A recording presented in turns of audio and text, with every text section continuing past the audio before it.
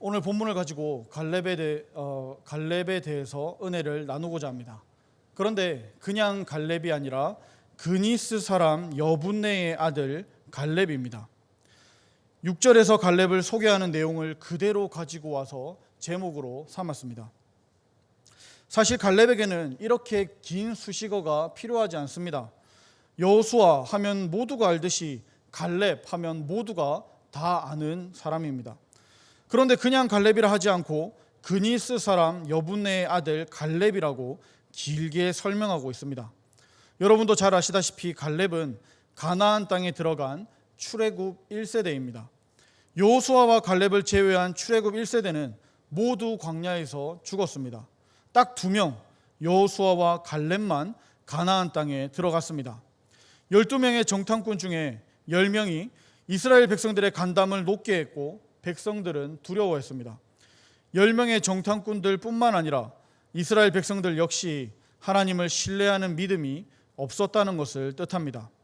민수기 14장에 보면 하나님께서는 하나님을 신뢰하지 못하고 두려워 떠는 이스라엘의 태도를 보시고 자신을 멸하시는 것이라 말씀하셨고 20세 이상의 전부가 광야에서 죽을 것이라고 말씀하셨습니다. 이 말씀을 하실 때 갈렙에 대한 평가도 같이 하셨는데 14장 24절에서 하나님의 평가는 이렇습니다. 그러나 내 종 갈렙은 그 마음이 그들과 달라서 나를 온전히 따랐은즉 그가 갔던 땅으로 내가 그를 인도하여 드리리니 그의 자손이 그 땅을 차지하리라. 여호수아에 대한 평가가 아니고 갈렙에 대한 평가입니다. 모세가 했던 평가가 아니고 하나님께서 직접 하신 평가입니다. 그냥 있는 사람들 중에 칭찬받는 것도 굉장히 대단한 일입니다. 거기에다가 지금 상황은 이 다른 사람들은 다 죽게 생겼는데 갈렙은 좋은 평가를 받고 있다는 겁니다. 여러분도 칭찬받는 거 좋아하십니까? 저는 굉장히 좋아합니다. 인정받는 것 엄청 좋아합니다. 그러나 마태복음 6장에서 말씀하듯이 사람에게 받으면 천국에서 받을 것이 없기에 사람에게 인정받는 것은 별로 좋아하지 않습니다. 오히려 그런 자리가 있다만 피하려고 합니다. 그런 것에 관심이 있지 않기 때문입니다. 그렇지만 하나님께 인정받고 칭찬받는 것에는 관심이 많습니다. 어떻게 하면 하나님께서 인정해 주시는지, 어떻게 살면 하나님께서 칭찬해 주시는지 관심이 많다는 겁니다. 그래서 오늘은 이 갈렙의 어떤 모습이 칭찬을 받았는지 같이 살펴보고자 합니다. 오늘 말씀을 통하여 갈렙의 칭찬받은 모습을 살펴보고 우리도 또 칭찬받는 삶이 되기를 기대합니다. 갈렙은 갈렙이라는 이름이 등장할 때마다 여분네의 아들이라는 수식어가 붙습니다. 사실 여호수아도 눈의 아들 여호수아라고 소개를 하고 있고 성경의 다른 인물들도 대부분 누구누구의 아들이다라고 이렇게 표현합니다. 그런데 특이한 점은 여분네의 아들이 아니라 그 앞에 붙는 그니스 사람이라는 독특한 수식어입니다. 우리는 12정탐꾼이 각 지파의 대표들이 모인 것이라 알고 있습니다. 정확히 알고 있는 겁니다. 갈렙은 유다 지파의 대표로 나왔습니다. 그런데 그나스 사람이라니요. 당연히 유다 사람이어야 유다 지파의 대표가 될 수 있는데 그나스 사람이라는 것이 참 마음에 걸립니다. 이렇게 생각하면 될 것 같습니다. 여당 대표에 야당 사람이 나갈 수 없고 반대로 야당 대표에 여당 사람이 나갈 수 없습니다. 대표가 되기 전에는 먼저 자신의 소속을 정확히 정해야 합니다. 무소속으로 나가려면 먼저 속해 있던 당을 나와야 합니다. 정치만 그렇습니까? 올림픽에 출전하는 한국 국가대표 선수 중에 한국 사람이 아닌 사람이 어떻게 나갈 수가 있겠습니까? 한국 국가대표에 다른 나라 사람이 나갈 수가 없습니다. 귀화해서라도 한국 사람이 되어 국가대표에 나갈 수가 있는 겁니다. 당연한 겁니다. 그런데 그나스 사람이 유다 지파의 대표로 나갔다는 것이 참 이해하기가 어렵습니다. 당을 바꾸듯 국적을 바꾸듯 갈렙도 그나스 족속에서 유다 지파로 편입된 걸 아닐까요? 실제로 그렇다면 많은 부분이 새롭게 보입니다. 12정탐꾼 중에 출애굽 1세대 중에 딱 2명만 가나안 땅에 들어갑니다. 한 명은 유대인 여호수아고 다른 한 명은 유대민족으로 편입된 이방인 갈렙이 되는 겁니다. 놀랍지 않습니까? 하나님의 언약 성취가 그 옛날 광야 시대에도 유대인만 주어진 것이 아니라 믿음을 가진 이방인도 포함되었다는 이야기입니다. 아무도 놀라지 않아서 제가 놀랍습니다. 굉장히 놀라운 이야기거든요. 구약 시대에는 이스라엘 사람이 아닌 이방인 사람들은 사람 취급도 하지 않았습니다. 자, 그렇다면 이건 어떨까요? 분명히 갈렙이 이방인이라면 어떻게 유다 지파의 대표가 될 수 있느냐는 겁니다. 유다 지파에는 인물이 그렇게 없을까요? 아니면 이 편입된 갈렙의 신학이 엄청 뛰어났던 걸까요? 아니면 정탐은 어렵고 위험한 일이었기에 순수 유다 지파 사람이 아닌 그냥 용병 갈렙을 앞에 세운 것이었을까요? 실제로 성경을 연구하는 많은 학자들은 갈렙이 이방인이었을 거라고 추측합니다. 예수님의 족보에 라합이나 룻 등 이방 여인이 포함된 것을 그 근거로 듭니다. 맞는 말이며 근거도 성경적이고 타당하며 이방인인 우리에게는 더욱더 은혜로운 해석임에는 분명합니다. 갈렙을 설명하는 이 그니스는 창세기 15장 19절에 가나안에서 쫓아낼 족속 중에 하나로 등장하는 민족입니다. 그런 이방인 갈렙이 유대민족으로 편입되었다는 겁니다. 이방인을 유대민족 중에 하나로 받아주는 것도 감사한 일인데 이 유다 지파의 대표로 세웠다는 것은 더 놀랍습니다. 마치 하나님의 은혜가 흘러넘쳐서 갈렙과 유대민족으로 편입된 이 그나스 사람들과 또 계속 흘러서 오늘날 우리에게까지 임하는 것 같아 보입니다. 이방인, 즉 낮고 천한 자를 높고 귀하게 세워주심에 우리는 큰 위로가 될 것 같습니다. 특히 이스라엘 첫 번째 사사인 온니엘을 보면 더욱 그렇습니다. 사사기 3장 9절입니다.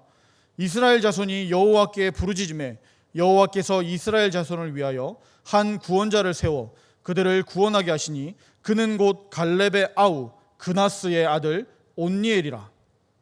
갈렙의 아우라고 번역하였지만 실제로는 갈렙의 조카 정도 됩니다. 그리고 동시에 갈렙의 사위이기도 합니다. 어쨌든 이 이방인들이 이스라엘의 구원 역사 중심에 있음을 우리는 봅니다. 하나님의 선택받은 유대민족이든 선택받지 못한 이방인이든 믿음이 있으면 땅을 기업으로 받고 하나님의 백성이 된다는 이야기입니다. 그러나 구약 시대에 이게 가능한 일일까요? 물론 어느 정도는 가능하기도 합니다. 출애굽기 12장에서 하나님께서 친히 유월절을 제정하시며 49절에 이렇게 말씀하십니다. 본토인에게나 너희 중에 거류하는 이방인에게 이 법이 동일하니라 하셨으므로. 출애굽 때 이미 이 이방인들이 이스라엘 백성들과 함께 출애굽했습니다. 그리고 성막을 지을 때도 따르는 이방인들이 없었다면 이방인의 뜰을 따로 구분할 필요도 없었을 겁니다. 이방인들도 할례를 받고 자신들의 우상을 버리고 하나님의 율법을 지키면 하나님의 백성까지는 아니더라도 2등 시민까지는 주어졌다는 겁니다. 근데 다시 말하지만 하나님의 백성까지는 아닙니다. 그렇게 자기들만 선택받았다는 이 선민의식을 가진 이스라엘 안에서 이방인을 지파의 대표로 세우는 일은 가능하지가 않았을 거라는 이야기입니다. 어려운 정도가 아니라 아예 불가능하다는 겁니다. 사실 저는 이방인인 갈렙이 어떻게 유다 지파의 대표가 되어서 가나안 땅 중에 한 곳을 기업으로 받게 되었는지를 설명하고 싶었습니다. 갈렙의 신앙과 끈기와 믿는 바를 선포하며 나아가는 이 결단과 용맹을 우리 삶에 적용하고 싶었습니다. 그러나 성경을 연구하면 연구할수록 갈렙은 이방인이 아니라 순수 유대인이었습니다. 민수기 13장 6절에서 확실히 말씀합니다. 유다 지파에서는 여분네의 아들 갈렙이요. 그리고 역대상 4장에서도 유다의 아들들을 기록하며 여분네와 갈렙의 이름이 포함되어 있습니다. 성경에서 이렇게까지 여분네와 갈렙을 유다 지파라고 이야기하는데 그걸 굳이 이방인으로 말할 수가 없다는 겁니다. 어떤 학자는 갈렙을 이방인이라 말하기 위해 에서의 족보에 나오는 그나스를 갈렙의 조상으로 연결합니다. 그러나 그나스와 그니스는 다른 말입니다. 설교의 은혜를 위해 족보를 바꿀 수는 없습니다. 내가 교훈하고 싶은 말을 하기 위해 더 감동 있게 하기 위해 설교를 마음대로 할 수가 없다는 겁니다. 종교개혁에서 빼놓을 수 없는 큰 학자이며 우리 고신교회와 밀접한 학자인 칼빈 역시 갈렙을 이방인이라고 보지 않았습니다. 오히려 쫓아내야 할 족속 그니스를 쫓아낸 영웅이어서 그니스라는 별명이 붙었다고 주석합니다. 정리하면 이스라엘 백성과 이스라엘 백성을 따르는 이방인들이 출애굽을 했습니다. 이스라엘 백성들은 이방인들이 하나님을 섬기는 것을 말리지는 않았습니다. 오히려 어느 정도까지 예배할 수 있는지 선을 정해주었다는 거죠. 그리고 12정탐꾼은 각 지파에 대표한 정통 유대인, 즉 히브리인들이었습니다. 그 중에 2명만 가나안 땅에 들어갈 수가 있었다는 겁니다. 어떻게 들어갔습니까? 믿음으로 들어갔습니다. 이것이 성경이 우리에게 말씀하고 교훈하는 내용입니다. 갈렙이 유대인이든 이방인이든 달라질 것은 없습니다. 갈렙이 저의 관심은, 그리고 성경의 초점은 갈렙의 국적이 아니고 하나님의 인정과 칭찬을 받은 갈렙의 믿음이기 때문입니다. 갈렙의 이름은 히브리어 케렙과 어근이 같습니다. 케렙은 개라는 뜻입니다. 이스라엘 사람들이 이방인을 개와 같은 존재로 여겼기 때문에 갈렙은 이름에서부터 이방인이 아닌가 하는 오해를 받았던 건 사실입니다. 그러나 이 개 같다는 표현, 좀 말이 이상한가요? 오해 없이 들으시길 바랍니다. 이 개 같다. 예. 아무튼 이 표현이 욕으로도 들릴 수 있지만 이건 굉장한 충성심을 나타내는 말이기도 합니다. 마찬가지로 고대 근동 사회에서는 신하를 개라고 표현하기도 했습니다. 그냥 신하가 아니라 왕에게 대한 충성심이 가장 강한 신하, 그 신하를 향해서만 그렇게 개라고 불렀다는 겁니다. 때로는 신하 자신이 왕에 대한 강한 충성심을 나타낼 때 스스로를 왕의 개다라고 표현하기도 했다는 겁니다. 나쁜 말이 아니고 오히려 좋은 뜻으로 이런 표현을 썼다는 거죠. 특히 아까 갈렙에 대한 하나님의 평가인 민수기 14장 24절은 하나님께서 갈렙을 종이라고 표현하고 부르고 계십니다. 다시 한번 읽어보겠습니다. 그러나 내 종 갈렙은 그 마음이 그들과 달라서 나를 온전히 따랐은즉. 하나님을 온전히 따른 갈렙을 종이라고 부르십니다. 아주 명예로운 호칭입니다. 갈렙의 이름은 하나님께서 종이라고 부르신 것과 상당히 잘 어울립니다. 그러나 우리나라 정서상 쉽게 또 그리고 좋게 이해하기는 조금 어렵죠. 저 또한 하나님의 종 유종열 하면은 기분이 참 좋을 것 같은데 하나님의 개 유종열 하면 조금 찝찝할 것 같긴 합니다. 뭐 어쨌든 갈렙은 자신의 이름과 같이 하나님을 온전히 따르는 충성스러운 하나님의 종이었다는 겁니다. 그 갈렙이 유다 자손들과 함께 여호수아에게 나와서 이야기합니다. 6절에서 8절을 요약하면 내가 40세에 정탐을 하였는데 내가 내 하나님 여호와께 충성하여서 성실한 마음으로 모세에게 보고했다는 겁니다. 그리고 모세가 보고를 듣고는 갈렙에게 맹세한 내용을 이야기하는 겁니다. 9절 하반절입니다. 내가 내 하나님 여호와께 충성하였은즉 내 발로 밟는 땅은 영원히 너와 내 자손의 기업이 되리라. 8절과 9절에 충성하였다는 말은 뒤를 쫓아갔다는 말입니다. 하나님의 뒤를 쫓아갔다. 하나님께 충성했다. 하나님을 믿었다. 하나님을 신뢰했다고 바꿔서 쓸 수도 있습니다. 내가 하나님을 믿었고 모세도 내가 하나님 믿는 것을 인정했습니다. 여호수아, 당신도 알고 있습니다. 모세가 나와 내 자손의 기업으로 맹세한 이 산지를 지금 내게 주소서 하고 말하는 겁니다. 갈렙은 자신에게 약속한 기업을 달라고 말합니다. 그러나 그 땅은 아직 정복한 땅이 아니었습니다. 아낙 사람 가운데서도 가장 큰 사람인 아르바가 세운 성인 헤브론을 달라고 하고 있는 겁니다. 갈렙은 오늘 내가 85세로 돼 모세가 나를 보내던 날과 같이 오늘도 내가 여전히 강건하니 내 힘이 그때나 지금이나 같아서 싸움이나 출입에 감당할 수 있다라고 주장합니다. 사실일까요? 죄송하지만 제 얘기를 잠시 하겠습니다. 제가 올해 2020년이 되어서 37살이 되었습니다. 딱 15년 전 22살 때 중사로 진급했습니다. 그때와 지금을 비교하면 하늘과 땅 차이입니다. 사진을 한 장 보여주시겠습니까? 넘겨주세요. 예. 다시 한번 넘겨주세요. 예. 또 지금입니다. 예. 이제 없어져도 될 것 같습니다. 지금은 또 이렇네요. 예, 감사합니다. 같은 사람으로 보이십니까?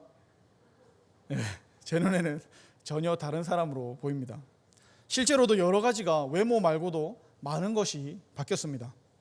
다시 갈렙으로 돌아가서 이 15년이 아니라 45년 세월이 흘렀습니다.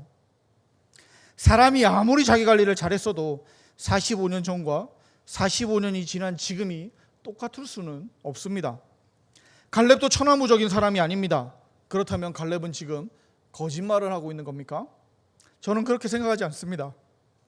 갈렙은 진실을 말하고 있습니다. 근육의 힘이나 손발의 빠르기를 말하고 있는 것이 아니라 자신의 믿음을 말하고 있기 때문입니다. 적용해서 다시 갈렙의 요구를 제가 한번 말해 보겠습니다. 오늘 내가 85세로 돼 모세가 나를 보내던 날과 같이 오늘도 내가 여전히 믿음에 있어서 강건합니다. 내 믿음의 힘이 그때나 지금이나 같습니다. 그래서 싸움할 때도 믿음으로, 나아갈 때도 믿음으로, 들어옴에도 믿음으로 이것들을 감당할 수 있습니다. 그렇죠. 전쟁은 하나님께 속한 것이므로 나의 신체, 나의 무기, 나의 갑옷, 우리 편의 숫자, 또 얼마나 많이 훈련되었는가가 중요하지 않습니다. 그것이 승패를 좌우하지 않습니다. 하나님의 일을 할 때 메뚜기와 같은 나의 처지를 보는 것이 아니라 안악 사람들도 바보로 볼 수 있는 그런 믿음이 필요합니다. 이 믿음이 있었기에 갈렙이 있었다는 겁니다. 45년 전에 정탐할 때나 45년이 지난 지금도 그 믿음을 그대로 가지고 있었다는 이야기이며 이것이 바로 갈렙의 신앙 고백입니다. 여러분도 갈렙과 같이 하나님께 인정받고 칭찬받고 싶으시다면 적어도 이 정도의 믿음은 있어야 하지 않겠습니까? 옛날에는 했는데 지금은 안 돼. 지금은 못해가 아니라 옛날에 나와 함께 하신 하나님께서 오늘도 나와 함께 하시니까 가능해 라고 고백해야 하지 않겠습니까? 내 상황은 내가 봐도 메뚜기입니다. 그래도 그런 마음이 들 때 눈을 들어 메뚜기 같은 이스라엘을 도우신 하나님을 바라보시기를 바랍니다. 갈렙은 계속해서 12절 하반절에 여호와께서 나와 함께 하시면 내가 여호와께서 말씀하신 대로 그들을 쫓아내리다라고 이야기합니다. 아니 방금 그렇게 큰 믿음을 가졌다고 했는데 여호와께서 나와 함께 하시면 이라면서 하나님이 나와 함께 하실 수도 있고 아닐 수도 있는 것처럼 말하고 있는 걸까요? 사실 히브리어 단어를 우리나라 말로 완벽하게 번역하기가 애매해서 그렇습니다. 틀린 번역은 아닙니다. 그러나 이 번역과 원어 사이에는 그 느낌에 있어서 조금의 차이가 있습니다. 히브리어 원어는 쫓아내다는 완료형으로 쓰고 있기 때문입니다. 미래에 쫓아낼 것입니다 라고 말한 것이 아니라 이미 쫓아낸 것과 같다라고 말하고 있는 겁니다. 이런 문법적인 요소를 적용해서 다시 번역하면 이렇습니다. 여호와께서 나와 함께 하시기 때문에 내가 여호와께서 말씀하신 대로 그들을 이미 쫓아낸 것과 같습니다 하는 겁니다. 사랑하는 성도 여러분, 갈렙의 신앙 고백은 임마누엘이었습니다. 임마누엘이 무슨 뜻입니까? 하나님이 우리와 함께 계시다는 겁니다. 우리도 임마누엘의 고백이 있다면 우리의 관점이 달라질 겁니다. 관점만 달라지겠습니까? 그것을 판단하는 생각이 달라질 겁니다. 관점과 생각만 달라지겠습니까? 우리의 행동이 달라질 겁니다. 관점과 생각과 행동만 달라지겠습니까? 우리의 삶이 완전히 바뀔 겁니다. 14절에 익숙한 표현이 한 번 더 등장하죠. 14절입니다. 헤브론이 그니스 사람 여분네의 아들 갈렙의 기업이 되어 오늘까지 이르렀으니 이는 그가 이스라엘 하나님 여호와를 온전히 쫓았습니다. 8절에 갈렙이 스스로 나는 하나님의 뒤를 쫓았다라고 고백했습니다. 9절에 모세가 갈렙을 향하여 너는 하나님의 뒤를 쫓았다라고 인정했습니다. 그리고 14절에 여호수아도 이 상황을 그는 하나님의 뒤를 쫓았다라고 기록하고 있습니다. 나는 쫓았다, 너는 쫓았다, 그는 쫓았다. 하나님의 뒤를 쫓았다는 이 말을 이 짧은 본문에 3번이나 사용한 것은 그만큼 중요하기 때문에 그렇습니다. 갈렙은 하나님의 뒤를 따르는 사람이었습니다. 그러나 갈렙만 하나님의 뒤를 따르는 사람이었습니까? 아니죠. 나머지 10명의 정탐꾼도 도망가지 않고 40일 동안 충실히 정탐 임무를 수행했습니다. 얼마나 정확하게 또 확실하게 보고했던지 이스라엘 사람들 모두가 간담이 녹았다는 겁니다. 그들도 스스로 평가하기를 우리도 하나님의 뒤를 따랐다고 말했을 겁니다. 그러나 다른 사람들로부터 그런 평가를 받지는 못했다는 겁니다. 그러나 갈렙은 어떻습니까? 출애굽 선두에 섰던 모세도 갈렙이 하나님의 뒤를 따랐다라고 평가했습니다. 그리고 모세 뒤를 이어 이스라엘의 지도자가 된 여호수아도 갈렙을 향해 그는 하나님의 뒤를 따랐던 사람이라고 평가하고 있습니다. 나 혼자 바른 길을 간다고 바른 사람이 되지는 않습니다. 귀를 열어서 남은 나를 어떻게 평가하고 있는지도 들어야 합니다. 물론 갈렙이 남의 평가를 듣고 바르게 했다는 말은 아닙니다. 제가 드리는 이야기는 정말 바른 길을 가고 있다면 나뿐만이 아니라 다른 사람도 내 신앙 고백과 내 생각과 똑같이 나를 평가할 수 있어야 된다는 겁니다. 나는 잘한다고 했는데 다른 사람들이 보기에 또 하나님이 보시기에 잘한 행동이 아니라면 이것보다 더 슬픈 일이 어디 있겠습니까? 하나님의 뒤를 쫓아 내 신앙 고백이 나에 대한 평가가 되는 저와 여러분이 되기를 진심으로 바랍니다. 갈렙은 바른 신앙 고백이 있었고 그 신앙 고백 위에 헤브론을 기업으로 받았습니다. 사실 오늘 본문에 이 갈렙이 여호수아에게 헤브론을 달라고 주장한 것에 비해서 이 대화 내용에 비해서 전쟁에 대한 내용은 매우 짧습니다. 갈렙이 45년 전의 이야기를 꺼내며 신앙 고백을 하며 모세의 이야기도 하고 헤브론을 기업으로 받아야 되는 이유를 길게 설명한 것에 비하면 전쟁 기사는 단 한마디로 마칩니다. 15절 끝에 그 땅의 전쟁이 그쳤더라 하고 간략하게 기록하고 그냥 넘어간다는 겁니다. 그러나 이 전쟁은 쉬운 전쟁이 아니었음을 충분히 짐작할 수 있습니다. 아낙 사람 가운데서 가장 큰 사람인 아르바가 세운 성이기 때문이죠. 아마 예상하기로는 가나안 정복 전쟁 중에 손에 꼽히는 어려운 전쟁 중에 하나였을 겁니다. 그러나 성경은 전쟁의 내용에는 별 관심이 없습니다.